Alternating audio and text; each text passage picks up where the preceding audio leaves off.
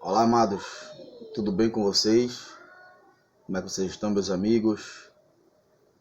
Que a paz do Senhor Jesus esteja na sua vida, no seu coração. Espero que este dia seja de bênção para a sua vida. Você assistiu o nosso vídeo ontem? Nós postamos ontem um vídeo, sobre a parábola das 10 virgens, parte 1. Estamos preparando material para fazer a parte 2, para vocês terem conhecimento na palavra de Deus. Então, você que não assistiu, eu convido para você assistir uma aula muito boa, um assunto muito bom sobre a parábola das 10 virgens, contexto teológico e histórico maravilhoso, vocês irão gostar. E quando vocês assistirem, não se esqueçam de deixar aquele like, gostei. Não se esqueça também de se inscrever no nosso canal, e também ativar o sininho. Você toca no sininho, depois toca em todas, para que você sempre seja notificado dos vídeos que nós aqui iremos postar. Você será grandemente abençoado e enriquecido na palavra do Senhor. Amém? Hoje nós queremos trazer um assunto muito bom, que é sobre o triunfo dos crentes sobre a morte. Amém? É bom o assunto? Vocês acham? Eu também acho. E é de suma importância a gente ter um pouco de conhecimento com relação a tal assunto. O triunfo dos crentes sobre a morte. E eu convido vocês a abrirem as suas Bíblias na primeira carta que Paulo escreve aos irmãos na igreja de Coríntios, capítulo 15, versículo 50 até o versículo de número 57. A palavra de Deus, clarear um pouco aqui que fica escuro, meus irmãos.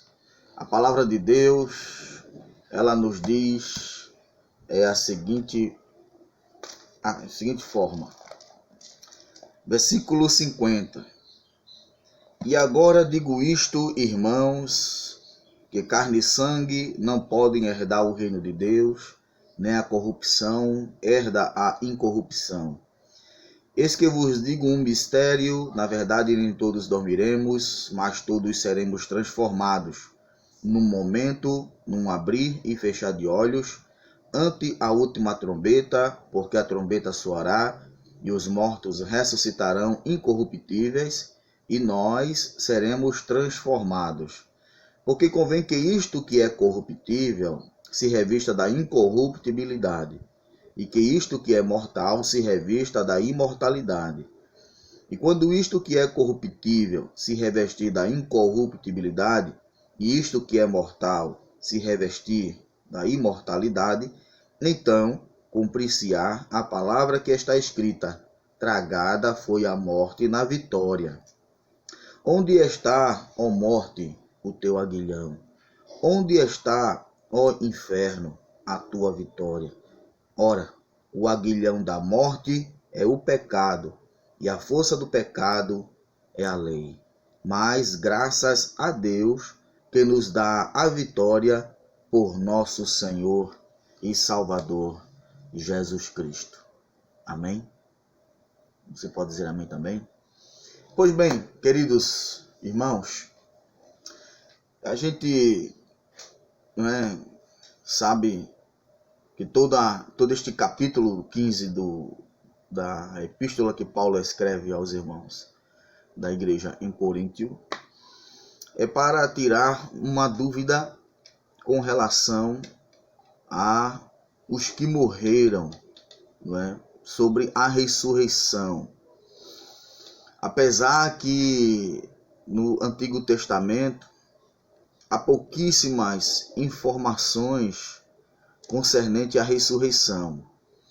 E os gregos, que na sua filosofia não acreditavam no ressurgimento do corpo, por causa da matéria, que continuamente má. Então, Paulo, ele escreve, não é, este capítulo, ele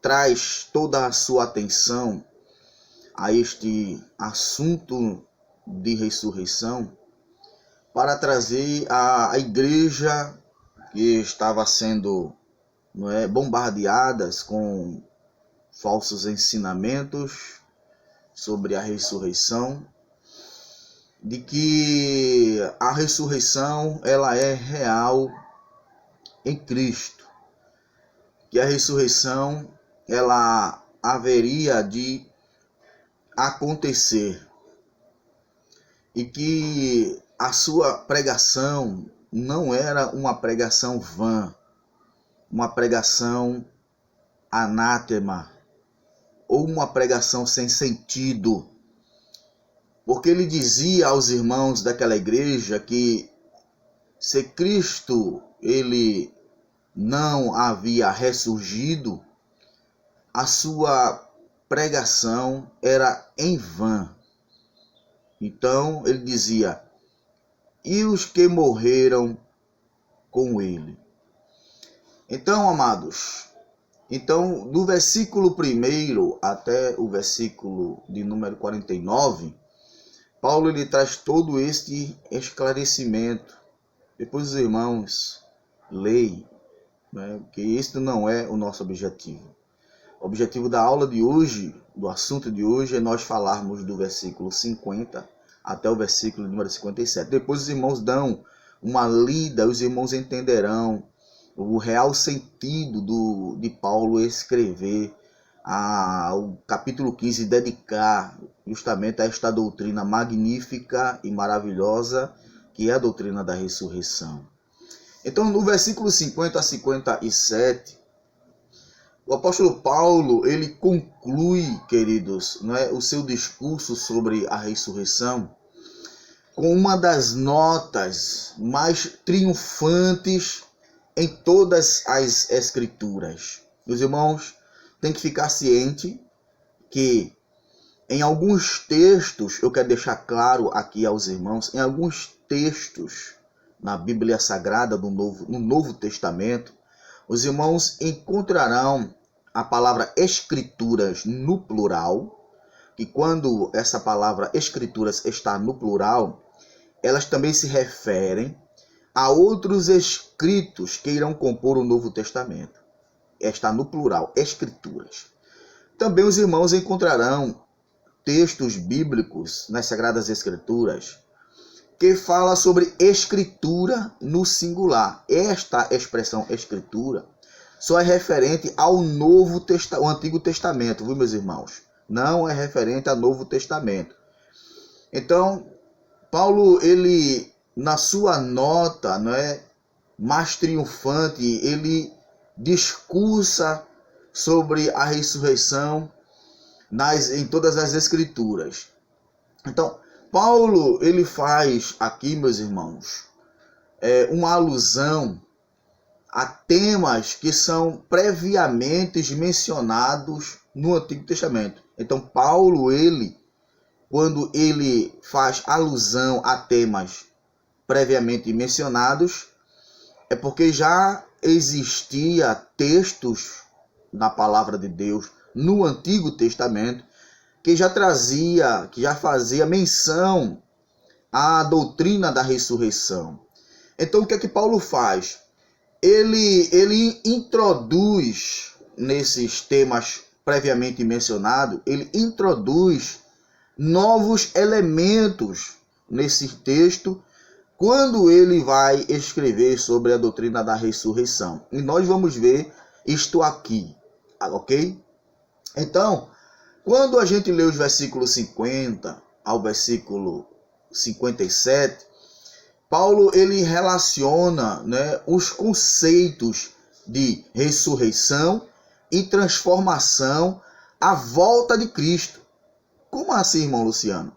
Ora, se no Antigo Testamento já há textos que corroboram esta doutrina da ressurreição, então Paulo ele melhora o texto trazendo, não é, mais assuntos, mais detalhes. Então, ele introduz novos elementos a estes textos para trazer um maior esclarecimento, não é? E este esclarecimento que Paulo traz é justamente o que os textos do Antigo Testamento eles não revelam, que é uma transformação, né, da ressurreição, porque na ressurreição há uma transformação, e nós vamos ver isso aqui.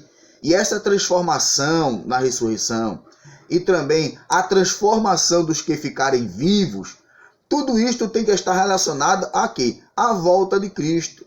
Por quê? Porque quando Cristo ele vier de forma invisível, que esta fase da sua volta, nenhum olho o verá.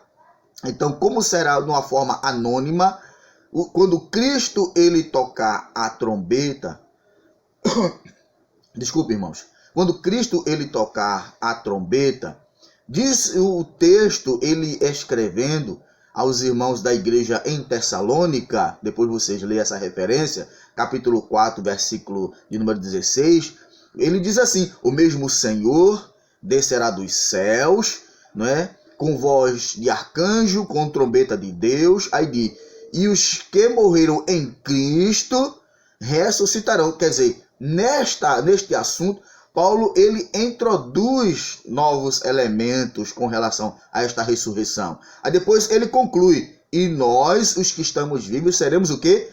Transformados. Então, são elementos que ele introduz, que nós vamos ver aqui ao longo desse discurso, ao longo desta aula.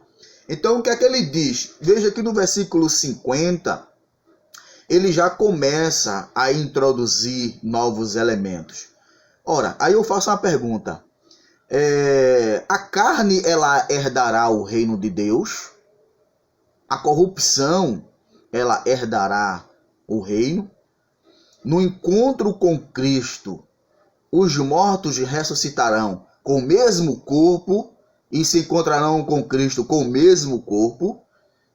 Nós que estamos vivos, vamos, nesta forma corpórea, se reunir com a igreja lá no segundo céu, no Bimá de Cristo? De forma nenhuma.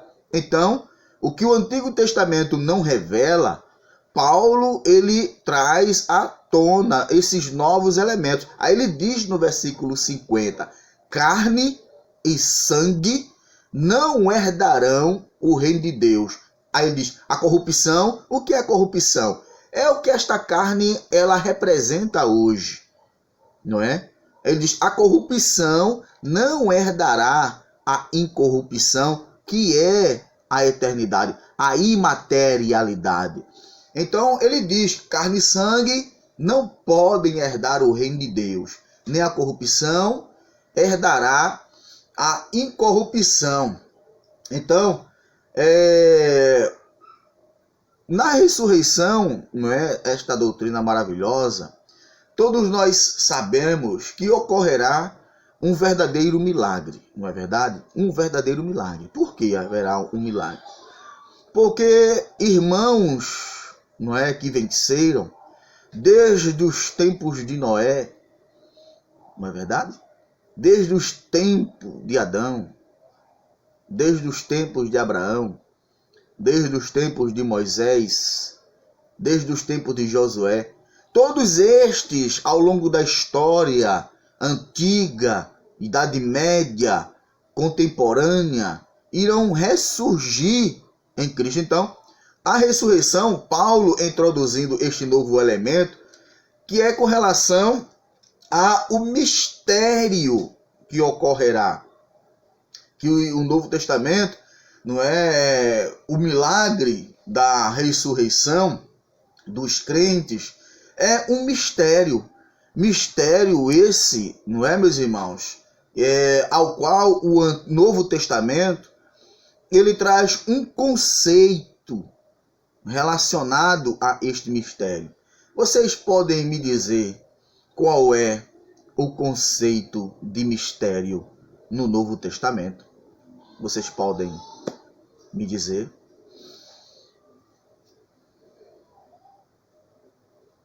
Se você disse para mim, irmão Luciano, o conceito de mistério no Novo Testamento refere-se a algo que não havia sido completamente revelado e que agora se tornou conhecido ao povo de Deus.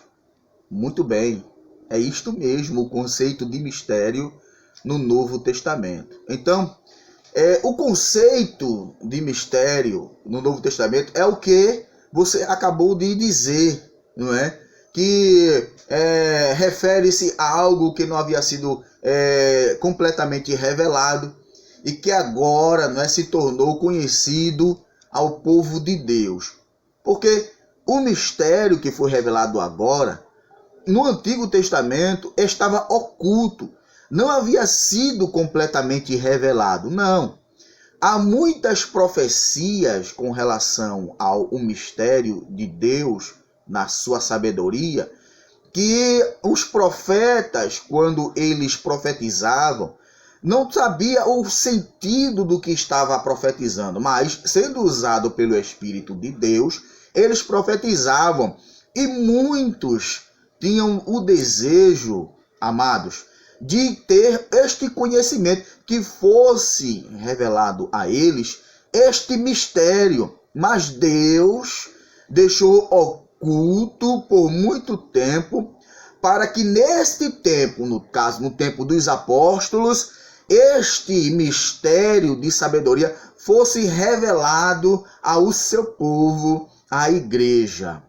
Não é? Então, príncipes, reis, profetas, poetas, as quais Deus usou magnificamente pelo Espírito, quiseram ter este conhecimento, que este mistério fosse revelado, mas Deus não vos revelou. Deixou para que este mistério fosse revelado aos nossos dias atuais. E eu deixo como referência para você ler primeira carta de Paulo aos Coríntios, capítulo 2, versículo número 7 a 10. Eu vou ler somente o versículo 7 para vocês. Mas falamos sabedoria de Deus, oculta em mistério, a qual Deus ordenou antes dos séculos, não é, para a nossa glória. Ao versículo 10 diz: aquilo que o olho não viu e o ouvido não ouviu e não subiu ao coração do homem, são as coisas que Deus preparou para aqueles que o amam. Amém? Então, quando Paulo ele introduz, amados, não é, esses novos elementos, não é, na doutrina da ressurreição, o apóstolo São Paulo ele considera, não é, o seu ensino como um cumprimento das Escrituras. Aí você pode perguntar, por que, irmão Luciano, Paulo, quando ele introduz novos elementos, não é, no seu ensino, ele considera que o seu ensino, não é um cumprimento das Escrituras? Eu vou explicar aqui para vocês, para que vocês tenham uma ótima compreensão, um entendimento com relação a isto. Por quê? Porque, amados, se vocês lerem o versículo 54, não é, do texto aonde nós lemos, uma frase, não é, que Paulo pega. Ora, Paulo ele era um homem bastante sábio na sua atualidade. Não foi à toa que Paulo ele estudou aos pés de um dos maiores, não é, conhecedores daquela atualidade, que foi Gamaliel, um homem de alta erudição, de muito conceito, não é, no judaísmo, um homem que tinha peso, que tinha força. Então, Paulo ele tinha um alto grau de conhecimento, tanto da lei, dos rudimentos, das tradições, não é? Como também, não é, do Evangelho. Paulo conhecia o Antigo Testamento como ninguém, como nenhuma outra pessoa. E quando ele começou a estudar, não é, sobre a ressurreição, Paulo ele pegou textos do Antigo Testamento, para adaptar ao seu ensino como cumprimento das Escrituras. Então, no versículo 54, você, quando for ler, a frase que diz assim: tragada foi a morte na vitória. Você sabe de que livro o apóstolo Paulo ele pegou esta frase? Só esta frase. Paulo não pegou o capítulo todo. Ele só pegou esta frase. Porque esta frase, ela é, meus irmãos, o auge de todo o versículo. Todo o versículo se baseia nesta frase.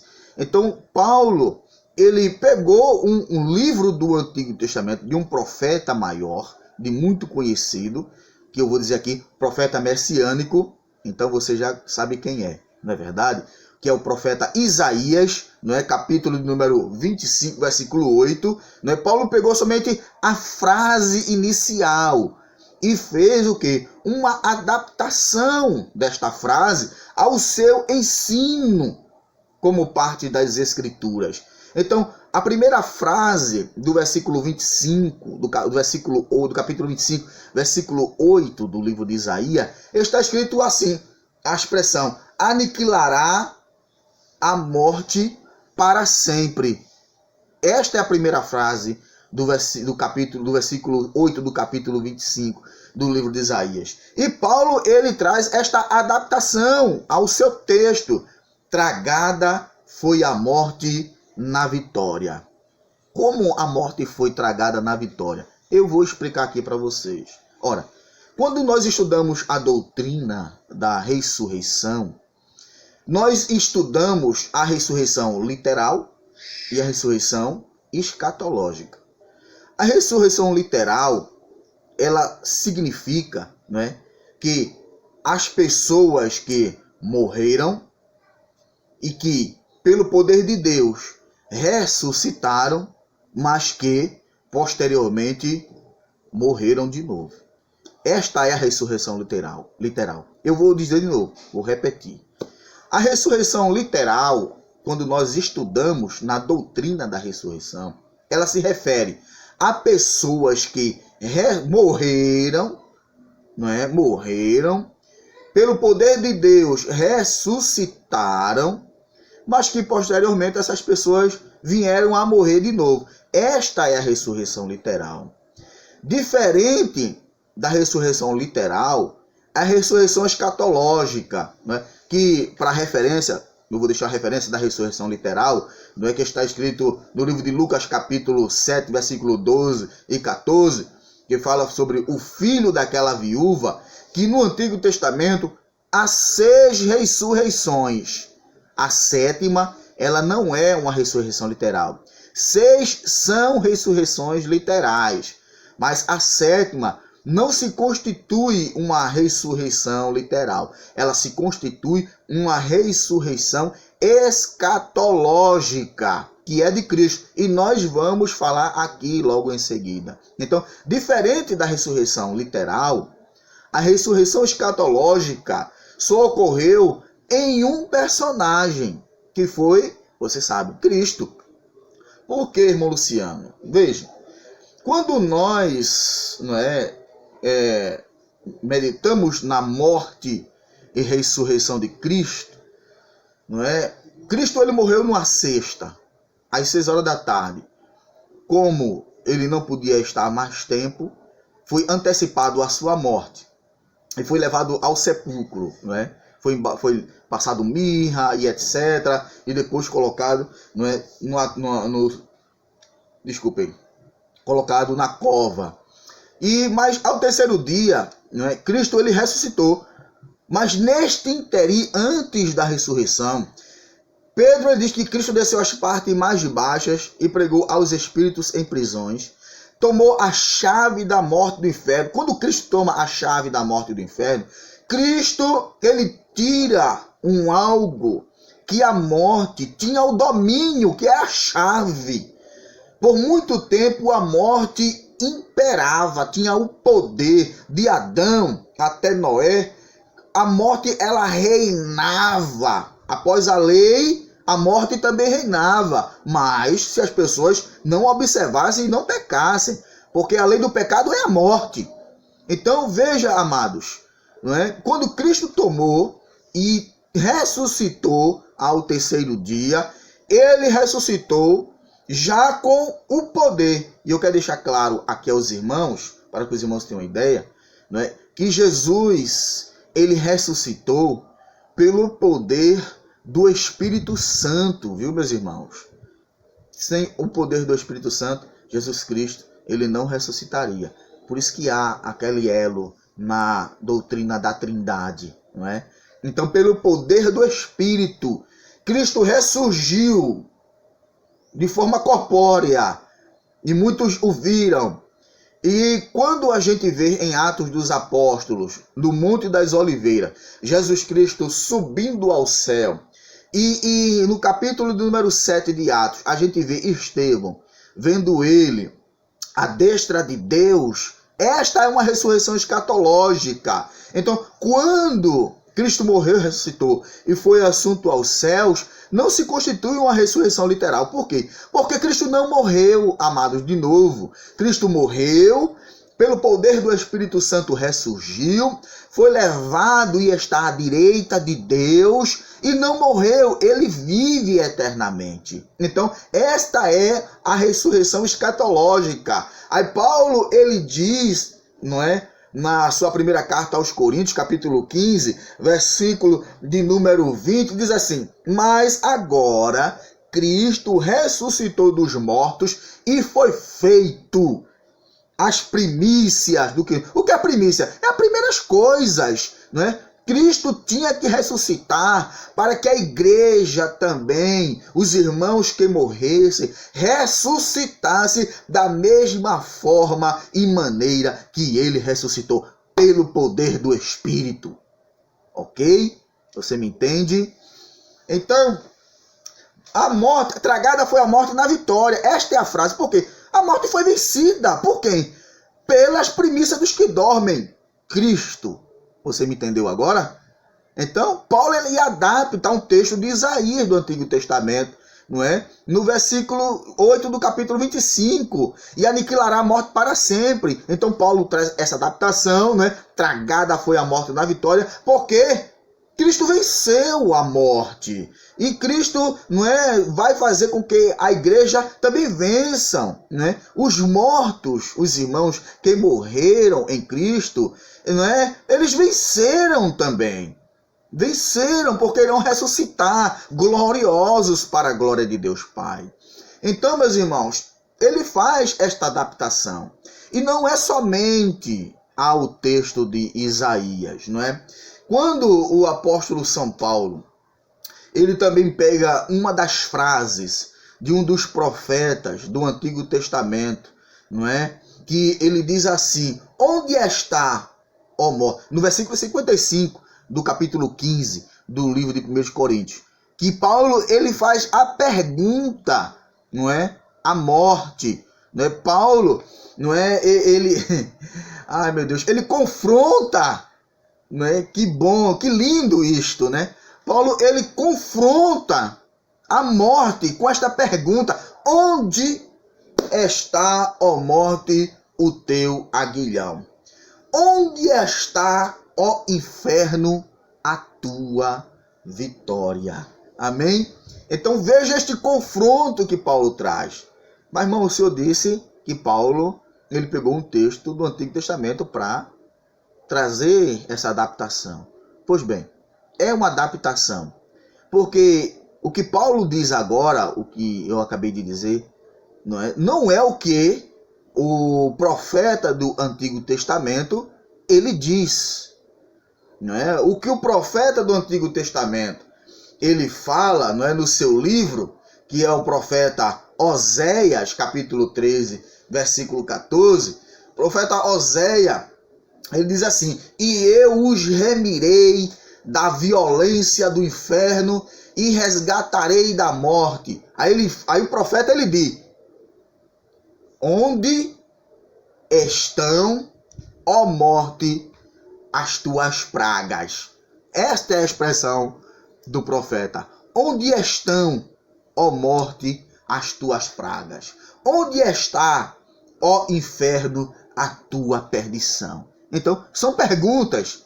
E Paulo, ele faz uma adaptação do texto deste profeta ao seu ensino, que ele tem como um cumprimento do Antigo Testamento. Ele diz: onde está, não é? Onde está, ó morte, o teu aguilhão? Aí eu pergunto a você, o que é um aguilhão? O que é? Você sabe me dizer o que é um aguilhão?